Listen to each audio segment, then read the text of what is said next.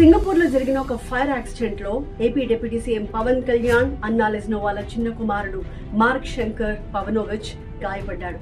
అతన్ని వెంటనే ఆసుపత్రికి తరలించారు. అతని చేతులకి, కాళ్లకి కాలిన గాయాలైనట్టుగా చెప్తూ ఉన్నారు. అలాగే ఫైర్ యాక్సిడెంట్ వల్ల పొగ కారణంగా అతను ఊపిరి పీల్చుకోవడానికి కూడా చాలా ఇబ్బందులు పడినట్టుగా చెప్తున్నారు. మార్క్ శంకర్ పవనోవిచ్ వయసు 7.5 సంవత్సరాలు. అతను సింగపూర్ లోనే చదువుకుంటున్నాడు.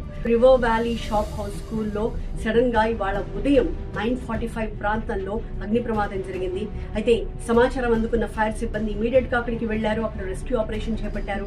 30 minutes లోపు అక్కడ ఫైర్ మొత్తాన్ని కంట్రోల్లోకి తీసుకురాగలిగారు. కానీ దురదృష్టవశాత్తు ఈ ప్రమాదంలో ఒక చిన్నారి ప్రాణాలు కోల్పోగా 19 మంది గాయపడ్డారు. వాళ్ళందరినీ కూడా ఇమీడియట్ గా హాస్పిటల్ కి రష్ చేశారు. అయితే ఆ పిల్లల్లో పవన్ కళ్యాణ్ కొడుకు కూడా ఉన్నారు. ఈ ఇన్ఫర్మేషన్ వచ్చే టైంకి పవన్ కళ్యాణ్ అల్లూరు సీతారామరాజు జిల్లా అరకు వ్యాలీ సమీపంలో టూర్ లో ఉన్నారు. 2 రోజుల పాటు అక్కడ పర్యటిస్తూ ఉన్నారు పవన్ కళ్యాణ్. అయితే అక్కడ కురిడి గ్రామాన్ని కూడా సందర్శించాలని వాటి schedule.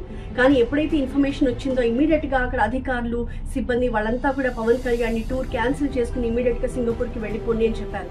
But Pawan Kalyan don't want to do that. వాళ్ళకి మాట ఇచ్చిన ప్రకారం వాళ్ళ సమస్యలు ఏంటో తెలుసుకోవాలి, అక్కడ నేను చేయాల్సిన కార్యక్రమాలు యాజ్ పర్ షెడ్యూల్ ఇవాళ పూర్తయిపోవాలి అని చెప్పిన పవన్ కళ్యాణ్ దాన్ని కంప్లీట్ చేసుకున్న తర్వాత సింగపూర్కి బయలుదేరి వెళ్లారు.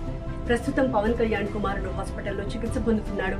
అతనితో పాటు తోటి పిల్లలందరూ కూడా క్షేమంగా ఉండాలి, వాళ్ళకి ఎలాంటి కాంప్లికేషన్స్ ఉండకూడదని మనం కూడా కోరుకుంటాం.